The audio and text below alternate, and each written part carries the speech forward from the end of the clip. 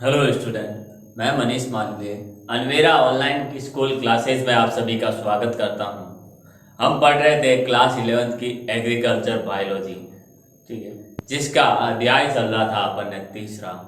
नाम है आवर्तबीजी पादपों की बाह्य आकारिकी एवं लक्षण। ये हमारे इस अध्याय का तीसरा पार्ट है। अब तक इस अध्याय में अपन ने आवर्तबीजी पादपों के बारे में सामान्य परिचय पढ़ा। उसके बाद हमने आवर्तबीजी की आयु, विभिन्न भागों के बारे में थोड़ी सी जानकारी प्राप्त की। उसके बाद अपन ने पढ़ा था आयु के आधार पर आवर्तबीजी पादप जो 1 वर्षीय, द्विवर्षीय और बहुवर्षीय होते हैं।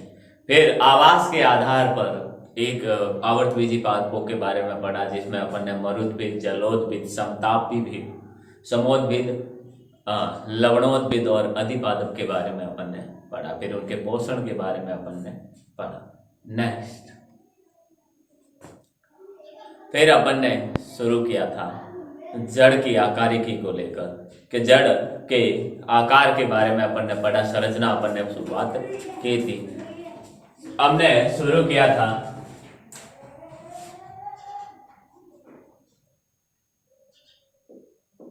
जड़ की आकारिकी। देखिए इसमें जड़ की आकारिकी में क्या होता है। हमने इसमें अब तक कुछ पढ़ा था कि जड़ की जो संरचना होती है, ठीक है। पहले तो जड़ का विकास, ये ध्यान रखना, जड़ का विकास कहाँ से होता है। जड़ का विकास भ्रूण के मूलांकुर से होता है। मूलांकुर से होता है, भ्रूण के मूलांकुर से होता है। जड़ हमेशा किस तरफ गति करती है। जड़ हमेशा जलानुवर्ती अर्थात जल की तरफ, गुरुत्वानुवर्ती अर्थात जो गुरुत्वीय आकर्षण बल पृथ्वी द्वारा लगाया जाता है उसकी तरफ, तथा प्रकाश से दूर या विपरीत गति करती है। विपरीत गति करती है। ये अपन ने कल के अभिप्राय में पढ़ा था, ठीक है। और पढ़ा था अपन ने कि जो जड़ होती है वो भ्रूण के मूलांकुर भाग से निकलती है, जो सबसे पहले निकलती है बीज चोल को फाड़कर, ठीक है। और बीज चोल को चीर कर फाड़कर जो बीज जड़ निकलती है, सबसे पहले उसे प्राथमिक जड़ कहा जाता है। और बाद में इसके साइड में साथ में द्वितीयक, तृतीयक जड़ें निकलती हैं। अब मूल की लंबाई यानी अर्थात जड़ की लंबाई बढ़ती जाती है लगातार। हम देखते हैं जड़ों की लंबाई लगातार बढ़ती जाती है। अब जो वृद्धि करने वाला अर्थात जड़ों की वृद्धि होती है, ठीक है, लगातार कंटिन्यू उसकी वृद्धि होती जाती है, तो पौधों की लगातार वृद्धि को अपन वर्धन कहते हैं। लगातार वृद्धि को अपन वर्धन कहते हैं, ठीक है। और वह क्षेत्र जिसमें वृद्धि होती है, पौधे के भी क्षेत्र होते हैं, ठीक है, उनको अपन आगे पढ़ेंगे। वह क्षेत्र जिनमें क्या होती है, वृद्धि होती है, ठीक है, जिनकी लंबाई में वृद्धि होती है, जो आकार में, आकृति में बढ़ते हैं, ठीक है, उनमें उन क्षेत्रों को वर्धन क्षेत्र कहते हैं। और इस वर्धन क्षेत्र के 3 भागों में बांटा गया है। देखिए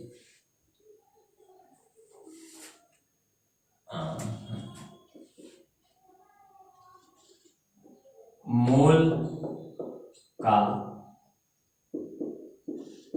वृद्धि करने वाला भाग वर्धन या वृद्धि क्षेत्र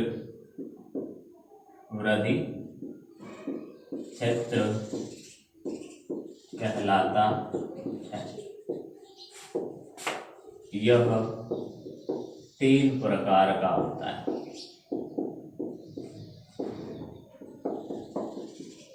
ये कितने प्रकार का होता है? यह 3 प्रकार का होता है। एक तो विभज्योतकी क्षेत्र, दूसरा दीर्घीकरण क्षेत्र और तीसरा है परिपक्व क्षेत्र। तो देखिए, वर्धन क्षेत्र, मूल का जो वर्धन क्षेत्र होता है उसको कितने भागों में बांटा गया है? उसको 3 भागों में बांटा गया है। बात करते हैं, पहला है विभज्योतकी क्षेत्र।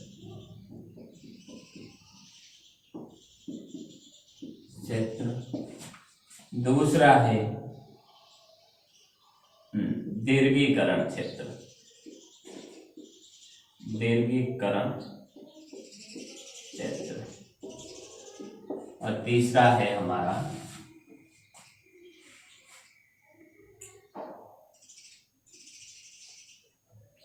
परिपक्व क्षेत्र। तीसरा है हमारा कौन सा? परिपक्व क्षेत्र। पढ़ते हैं इनके बारे में, इनमें क्या होता है। विभज्योतकी क्षेत्र मतलब, विभज्य का मतलब होता है विभाजन, अर्थात ऐसा क्षेत्र जिनकी कोशिकाओं में क्या होता है? लगातार विभाजन होता रहता है। ऐसा क्षेत्र, मूल का ऐसा क्षेत्र, जड़ का ऐसा क्षेत्र जिसमें क्या होता है? लगातार विभाजन होता रहता है। अब विभाजन किस में होता है? उनकी कोशिकाओं में, अर्थात ऐसा क्षेत्र जहाँ की कोशिकाओं का क्या होता है? लगातार विभाजन होता रहता है, लगातार वो विभाजित होती रहती है। अब यहाँ की कोशिकाएं कैसी होती है? यहाँ की कोशिकाएं छोटी और पतली होती है। यहाँ की कोशिकाएं छोटी होती है और पतली होती है। यहाँ की कोशिकाओं में जो जीव द्रव्य होता है, साइटोप्लाज्म होता है, वो सघन होता है, अर्थात गाढ़ा होता है। इसमें कई सारे जो कोशिकांग होते हैं जीव द्रव्य में, वो बहुत ही पास पास पाए जाते हैं, सघनता पाई जाती है। ये इसका कार्य होता है कोशिकाओं का विभाजन होना, ठीक है। ये कार्य बार बार विभाजन होना, इसका जो कार्य होता है वो क्या होता है? बार बार विभाजन होना। तो देखिए, पढ़ते हैं अपन इसमें। हाँ, विभज्योतकी क्षेत्र, विभज्योतकी क्षेत्र में क्या होता है? यहाँ की कोशिकाएं, इस क्षेत्र की कोशिकाएं पतली व छोटी होती है, पतली व छोटी होती है। जो जीव द्रव्य होता है, कोशिका द्रव्य या जो जीव द्रव्य सघन होता है, इनकी कोशिकाओं में जीव द्रव्य कैसा होता है? सघन होता है, ठीक है। जीव द्रव्य सघन होता है, फिर इनकी कोशिकाओं में जीव द्रव्य होता है, तो इनका कार्य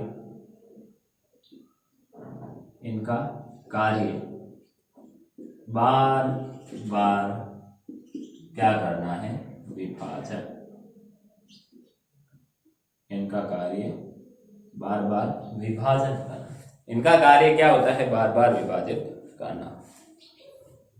कार्य होता है बार बार विभाजित होके क्या करना? कोशिकाओं की संख्या बढ़ाना। विभाजन करके कोशिकाओं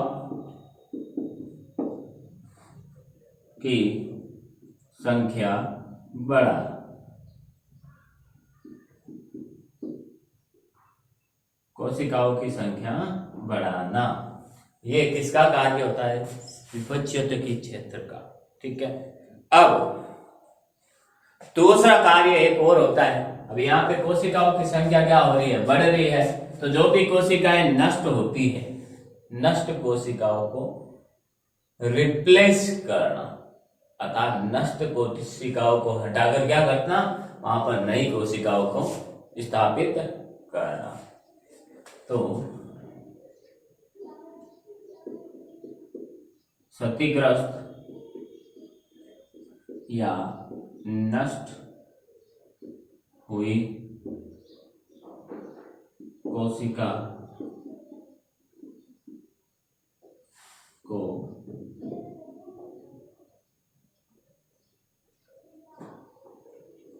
क्षतिग्रस्त या नष्ट हुई कोशिका को, क्षतिग्रस्त या नष्ट हुई कोशिकाओं की, कोशिका की क्षति पूर्ति करना। तो ये है विभजित की क्षेत्र। विभजित की क्षेत्र में क्या होते हैं, कोशिकाएं पतली छोटी, जीव द्रव्य यहाँ का सघन होता है, इनका कार्य बार बार कोशिकाओं में विभाजन करना होता है। दूसरा इनका कार्य क्या होता है, क्षतिग्रस्त या नष्ट हुई कोशिकाओं को क्या करना, क्षति पूर्ति करना, उनको हटाकर क्या करना, वहां से दूसरी जगह दूसरी कोशिकाओं को वहां पर लगाना। फिर आता है अपना दीर्घीकरण क्षेत्र।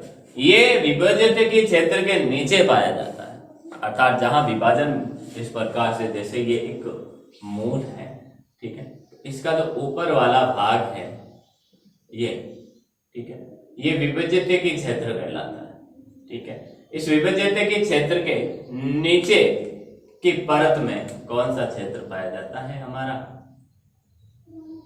दीर्घीकरण क्षेत्र पाया, अर्थात ये विभजित के क्षेत्र के नीचे पाया जाता है। कहाँ पाया जाता है, नीचे पाया जाता है। और इस क्षेत्र की जो नई नई कोशिकाएं होती हैं, इस क्षेत्र की जो नई कोशिकाएं होती हैं वो क्या करती है, इस क्षेत्र में वृद्धि का कार्य करती है, अर्थात इसकी दीर्घीकरण अर्थात दीर्घ अर्थात लंबा वृद्धि करवाने में कार्य लाती है। देखिए यह क्षेत्र विभज्यतकी क्षेत्र के नीचे पाया जाता है। ये कहाँ पाया जाता है, विभज्यतकी क्षेत्र के नीचे दीर्घीकृत करण क्षेत्र पाया जाता है, ठीक है। इनकी जो नई कोशिकाएं होती है वो क्या करती है, लंबाई में वृद्धि करती है।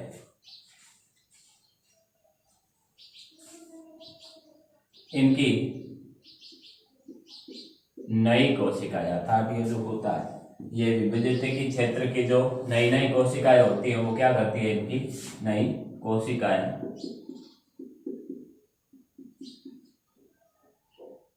इस क्षेत्र की वृद्धि का कार्य करती है। किसका कार्य करती है, वृद्धि का कार्य करती है। फिर है परिपक्वन क्षेत्र। ये दीर्घीकरण क्षेत्र के नीचे स्थित होता है। विभजित की क्षेत्र, विभजित के नीचे दीर्घीकरण क्षेत्र, और दीर्घीकरण के नीचे कौन सा होता है, अपना परिपक्वन क्षेत्र होता है। तो यह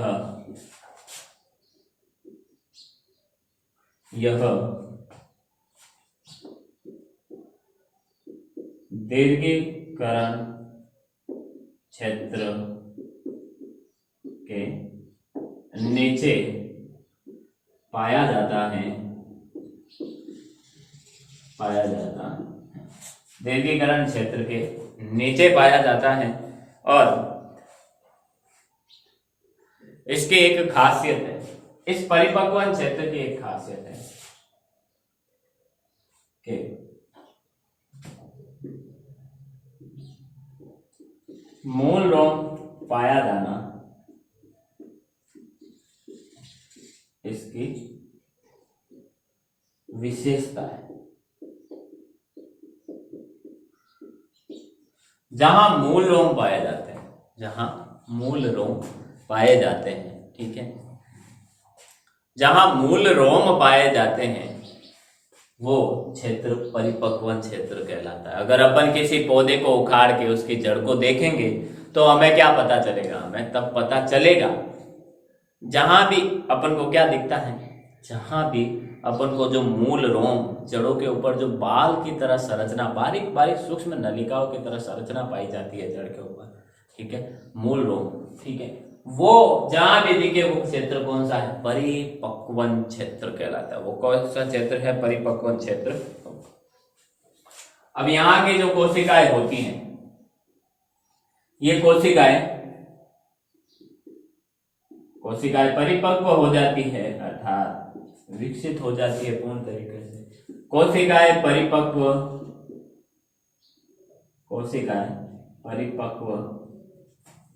होकर, अब जब परिपक्व हो जाती है तो वह आपस में गुच्छा बना लेती हैं। कोशिकाएं आपस में मिलती हैं और गुच्छा बनाती हैं। तो परिपक्व होकर और कोशिकाएं जब आपस में मिलती है तो कोशिकाओं का एक समूह बनता है। कोशिकाओं के समूह को अपन क्या कहते हैं? उत्तक कहते हैं। तो ये कोशिकाएं परिपक्व होकर क्या बनाती हैं?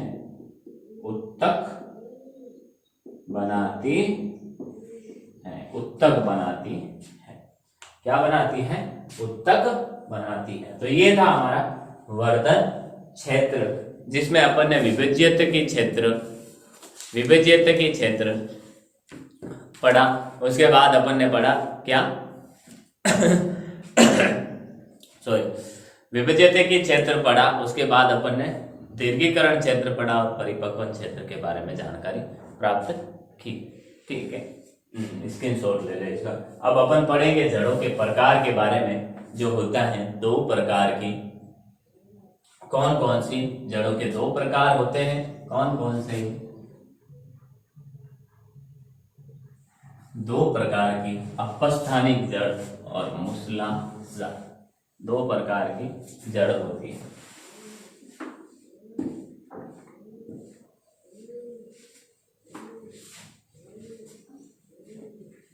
अपस्थानिक जड़ और मूसला जड़ के बारे में अपन पढ़ेंगे। क्या होता है अपस्थानिक जड़, क्या होती है मूसला जड़, उसके बारे में अपन अच्छे से पढ़ेंगे। अब जड़ों के प्रकार के बारे में अपन पढ़ते हैं। जड़ के प्रकार देखिए क्या होता है। जड़ों के प्रकार की बात करें तो 2 प्रकार की जड़ें पाई जाती हैं। कौन कौन सी? मूसला जड़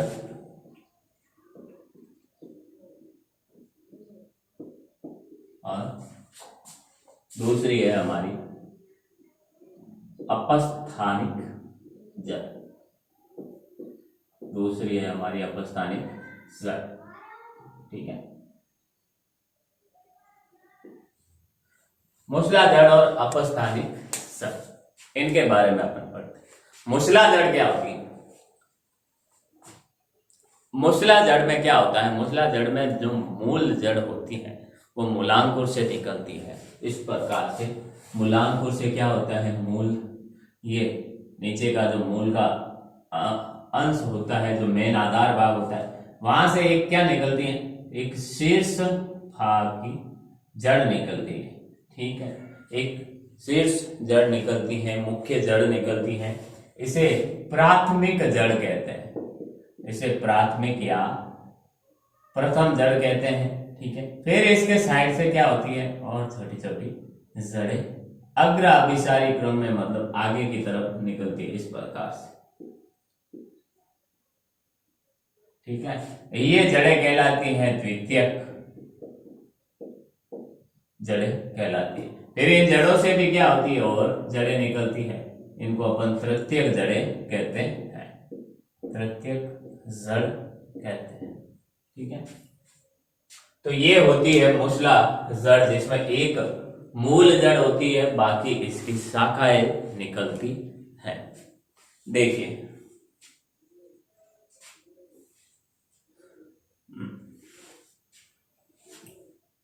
और ऐसी जड़ अपन को देखने को मिलती है, ज्यादातर पढ़ते हैं। अब मूलांकुर से क्या होती है? प्राथमिक जड़ बनती है। भ्रूण के मूलांकुर से प्राथमिक जड़ बनती है। मूलांकुर से प्राथमिक जड़ बनती है, जो वृद्धि करके क्या? जो वृद्धि कर मुख्य जड़ बनाती है। ठीक है, जो वृद्धि करके मुख्य जड़ बनाती है, जो वृद्धि करके क्या करती है, मुख्य जड़ को बनाती है। फिर आगे की तरफ, इस मुख्य जड़ की आगे की तरफ क्या होता है, इसके आगे की तरफ जब बढ़ते हैं तो अग्र अभिसारी क्रम में पार्श्व अर्थात आगे के क्रम में जैसे मैंने आपको बताया था कि ये मूल जड़ है, इसमें आगे के क्रम में इस प्रकार से, ठीक है, आगे के क्रम में अग्र अभिसारी क्रम में पार्श्व जड़ें, पार्श्व का मतलब साइड में जड़ निकलती है, ठीक है, साइड में जड़ निकलती है।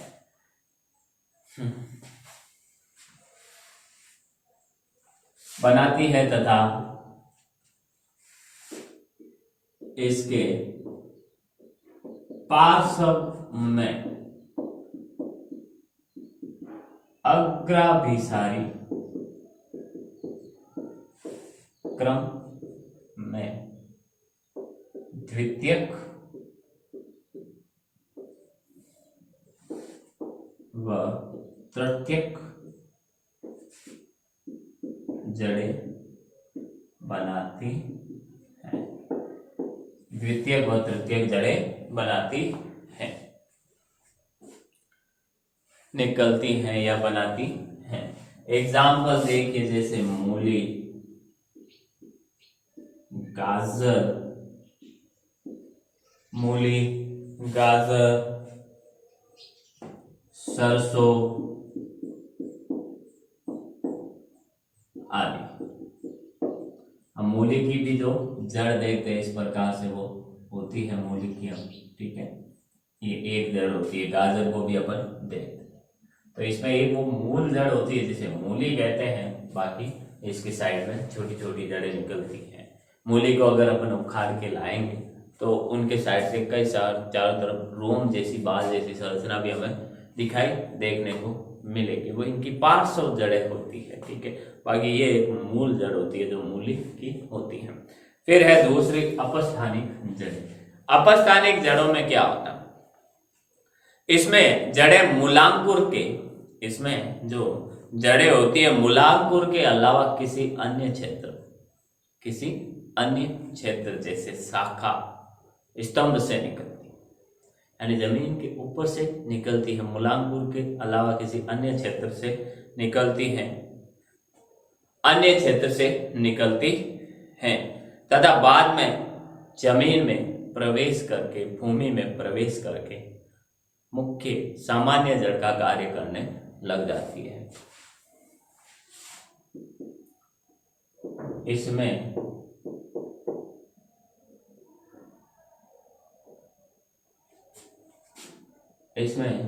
जड़ें मूलांकुर के अलावा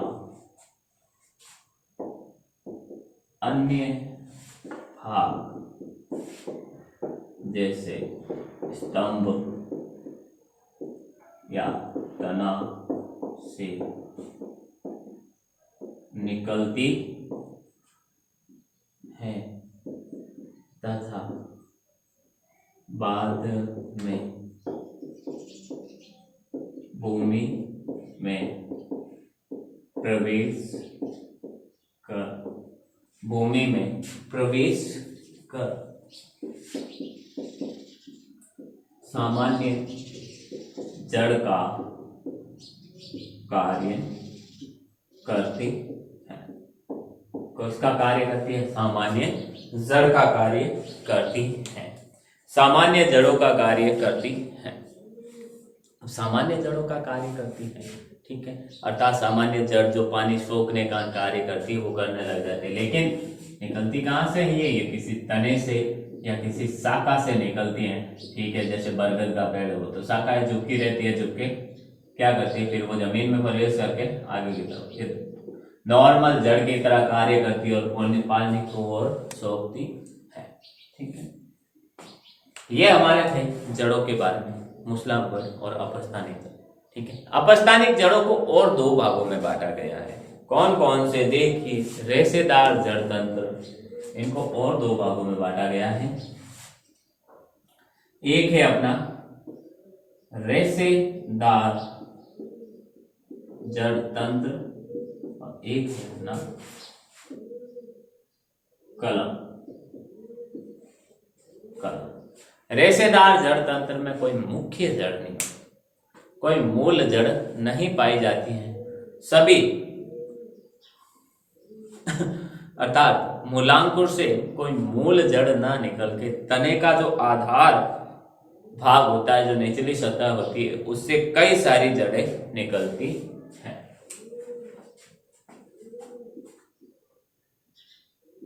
इसमें क्या होता है, मूलांकुर से कोई मुख्य जड़ ना निकलकर, मुख्य जड़ नहीं निकलकर, मुख्य जड़ नहीं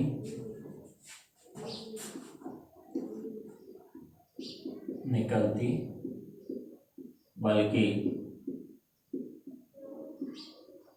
तने की निचली सतह से अनेक जड़ें निकलती है। अनेक जड़ें क्या करती है, निकलती है। अनेक जड़ें निकलती हैं, जैसे गन्ना, बांस, मक्का। एग्जाम्पल देखिए, गन्ना, बांस, मक्का आदि। अब रेशेदार जड़ों में क्या होता है, इस प्रकार की जड़ है, ठीक है, ये तना है, इसकी सतह से एक कोई मूल जड़ नहीं निकलती जैसा ऊपर निकलती है। इसमें सभी जड़ें क्या होती है, तने के निचली सतह से इस प्रकार से, मूलांकुर से कोई एक जड़ नहीं निकलती है। इस प्रकार से कई सारी जड़ें एक साथ उस एक जगह से निकलती है और एक रेशे के समान, धागे के समान, धागे के गुच्छे के समान क्या बनाती है, संरचना बनाती है। इसे रेशेदार जड़ तंत्र कहा जाता है। ठीक है, ये गन्ने, बांस, मक्का आदि में पाया जाता है। फिर आता है कलम। पौधे के आधार के अतिरिक्त पौधे के किसी भाग को अपन क्या करते हैं, जो पौधा होता है उसका आधार, आधार क्या है, जड़। उस जड़ के अतिरिक्त पौधे के किसी भी भाग को क्या करते हैं, अपन काट कर उसको जमीन में रोप देते हैं, जमीन में गाड़ देते हैं। जमीन में लगा देने से एक नए पौधे का निर्माण होता है। तो इसे अपन क्या कहते हैं, इन नए पौधे का निर्माण या जड़ों का निर्माण होता है, अपस्थानिक जड़ों का निर्माण होता है। इसे कलम का रोपण कहते हैं। और जो जिस भाग को जमीन में गाड़ा जाता है उसे अपन क्या कहते हैं, कलम कहते हैं। तो देखिए,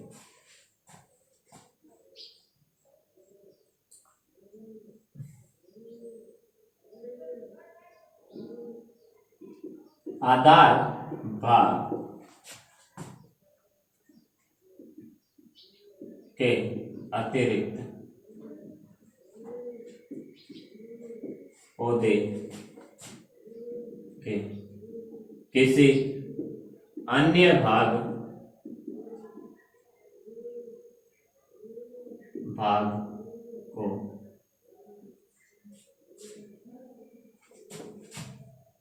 को पौधे से काटकर जमीन में लगा देते हैं तथा अपस्थानिक जड़ें निकलती हैं। और अपस्थानिक जड़ें क्या हो जाती है, निकल जाती है, विकसित हो जाती हैं। इन टुकड़ों को कलम कहते हैं। इन टुकड़ों को क्या कहते हैं, कलम कहते हैं। जो भी आधार ये भाग के अलावा जो भी पौधे का भाग काट कर अपन क्या करते हैं, जमीन के अंदर गाड़ते हैं, लगा देते हैं, इनको क्या कहते हैं, इनको कलम कहा जाता है और इस प्रक्रिया को, सारी प्रक्रिया को अपन कलम का रोपण कहते हैं, कलम रोपण या कलम का रोपण कहते हैं। फिर तो ये थे जड़ों के प्रकार। अब ये जड़ें कई प्रकार से अनेक कार्य भी करती, ठीक है। इनके कुछ रूपांतरण है, कुछ आवास के आधार पर, कुछ जरूरत के आधार पर ये जड़ें अपने आप में क्या करती हैं, परिवर्तन करती रहती हैं, परिवर्तन करती रहती हैं। तो देखिए पढ़ते हैं अपन इसको। हाँ, तो हम पढ़ेंगे अब जड़ का रूपांतरण, जड़ का रूपांतरण, जड़ का रूपांतरण। देखिए क्या होता है इसमें जड़ के रूपांतरण में। जड़ जो होती है खाद्य संग्रह के लिए, खाने को संग्रहित करने के लिए, आदान प्रदान करने के लिए क्या हो जाती है, रूपांतरित हो जाती है, अपने आप में बदलाव करती है, ठीक है। तो जड़ का रूपांतरित होने का मुख्य कारण क्या है, जड़ें। अब जड़ का रूपांतरण में देखिए, जड़ें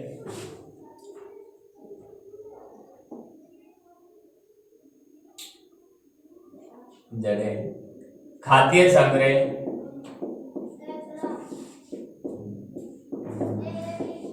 आदान प्रदान करने तथा अन्य जैव कार्यों को करने के लिए,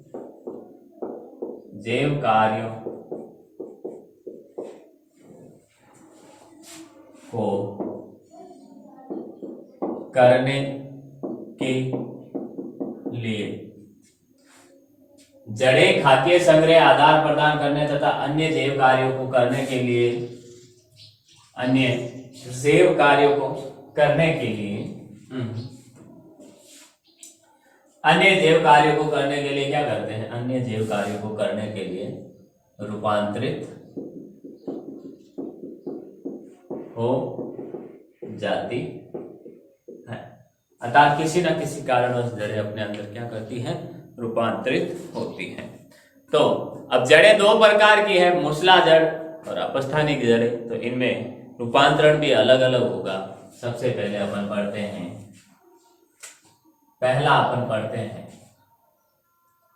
मूसला जड़ों, मूसला मूल या मूसला मूल के जड़ों के खाद्य रूपांतरण, खाद्य रूपांतरण, खाद्य संग्रह, सॉरी इसको अपन ऐसे करते थे, खाद्य संग्रह हेतु रूपांतरण। रूपांतरण क्या होता है देखिए। अब खाने को संग्रह करने के लिए जड़ें किस प्रकार से अपने अंदर रूपांतरित करती हैं। अब ये जो जड़ें होती है वो खाने के संग्रह के लिए क्या करती है, तो खाने के संग्रह के लिए मूलांकुर या मूल का जो भाग होता है वो फूलकर, जड़ें फूलकर क्या कर देती है, गुद्देदार हो जाती है और आकार में बड़ी हो जाती है, ठीक है।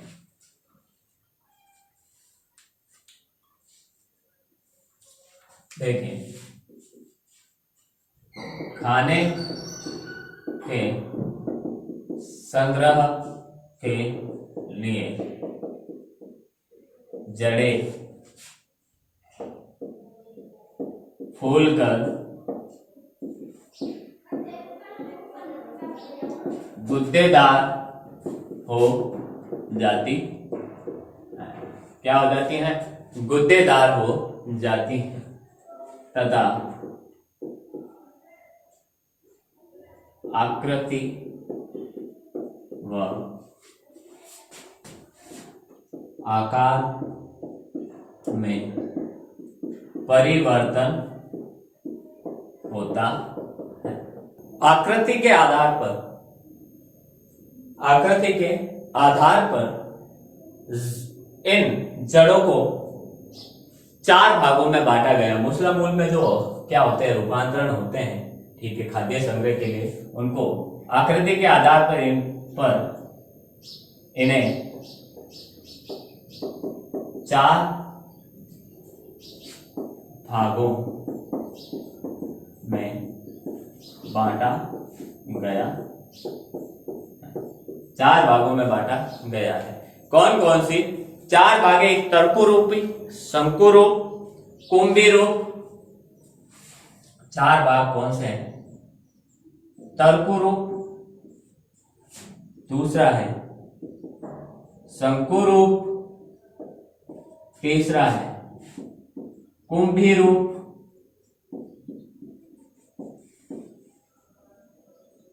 तर्कु रूप, शंकु रूप, कुंभी रूप और कंदील रूप। शंकु रूप में क्या होता है? शंकु रूप क्या होता है? जिसका बीच वाला भाग तो क्या होता है? मोटा होता है। जिन जड़ों का बीच वाला भाग तो मोटा होता है, अब ये जो खाद्य संग्रह के लिए रूपांतरित होकर क्या कर लेती है? अपने बीच वाला भाग तो मोटा कर लेती है, जिसमें खाने का संग्रह होता है, और आगे पीछे वाला, शीर्ष वाला और आधार वाला भाग जो होता है वो क्या हो जाता है? वो पतला हो जाता है। जैसे यहां से जड़ निकल रही है तो इसका जो शीर्ष, ये आधार वाला भाग यहां से पतला, ठीक है, बीच वाला भाग मोटा और आखिरी शीर्ष वाला भाग पुनः पतला हो जाता है, पतला हो जाता है। अर्थात बीच में खुली हुई और शाखाओं और आधार और शीर्ष पर संकरी होगी। ये बीच में से फूली हुई तथा आधार व शीर्ष से संकरी होती है। आधार व शीर्ष से क्या होती है? संकरी होती है, पतली होती है, संकरी होती है। एग्जाम्पल जैसे मूली। मूली को अपन देखते हैं, मूली सबसे अच्छा उदाहरण है। मूली इस प्रकार से होती है, पीछे की तरफ भी पतली होती जाती है, वापस बीच में से मोटी फूली हुई आगे की तरफ क्या होती है? संकरी होती है। शंकु रूप में क्या होता है? शंकु रूप में क्या होता है?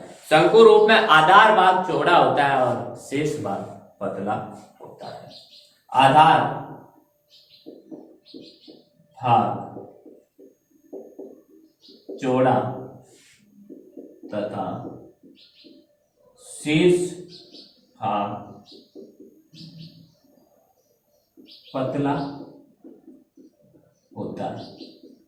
इसको ये पहचान है शंकु रूपी जड़ की, ठीक है। इसमें आधार भाग तो क्या होता है? चौड़ा, इस प्रकार से आधार भाग तो होगा पूरा चौड़ा इस प्रकार से, और पीछे जैसे जैसे शीर्ष भाग की तरफ जाएंगे क्या होगा? ये धीरे धीरे पतला होता जाएगा।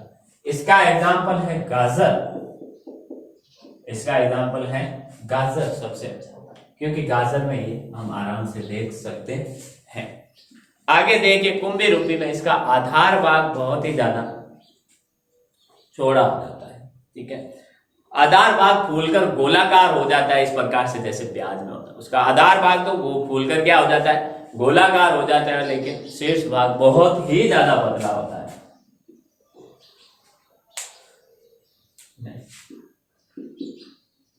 आधार भाग फूलकर गोलाकार हो जाता है तथा शीर्ष भाग अत्यधिक पतला होता है, जैसे शलजम। शलजम जैसे शलजम में होता है, आधार भाग बहुत ही गोलाकार हो जाता है और शेष का भाग जैसे प्याज में भी अपन देखें, प्याज इस प्रकार से होता है। ये ऊपर की तरफ इसकी सबसे आधार भाग तो गोलाकार हो जाता है और शेष भाग होता है वो बहुत ही ज्यादा बारीक हो जाता है। चकुंदर, शलजम। कंदील में क्या होता है? अनिश्चित आकृति होती है, ठीक है। कोई निश्चित आकृति नहीं होती है इनकी, फूलकर गूदेदार हो जाती है, ठीक है। इनकी कोई निश्चित आकृति नहीं होती फूलकर गुद्देदार हो जाते हैं। हो ही निश्चित आकृति नहीं होती, फूलकर गुद्देदार हो जाती है। एग्जाम्पल सिराबिलस, सिराबिलस। स्क्रीनशॉट ले ला आप इसका। ये हमारे जड़ों के रूपांतरण हैं, ये हमारे जड़ों के रूपांतरण हैं जिनके बारे में अपन ने आज पढ़ा। उम्मीद करता हूं आपको जो भी पढ़ाया है वो समझ में आया होगा। आने वाली क्लास में अपन इस अध्याय को कंटिन्यू करेंगे और जड़ों के और रूपांतरण, ये तो मुस्ला मूल के रूपांतरण है। आने वाली क्लास में अपन अपस्थानिक मूल के रूपांतरण, जड़ों के कार्य आदि के बारे में भी पढ़ेंगे। उम्मीद करता हूं जो भी आज आपको पढ़ाया गया है वो समझ में आया होगा और आपके लिए उपयोगी होगा। एग्जाम आ रहे हैं तो यही बोलूंगा, आप अपनी तैयारी को कंटिन्यू रखें और ज्यादा से ज्यादा आप टाइम अपनी पढ़ाई को दें। मिलते हैं अगली क्लास में, तब तक के लिए all the best. Thank you.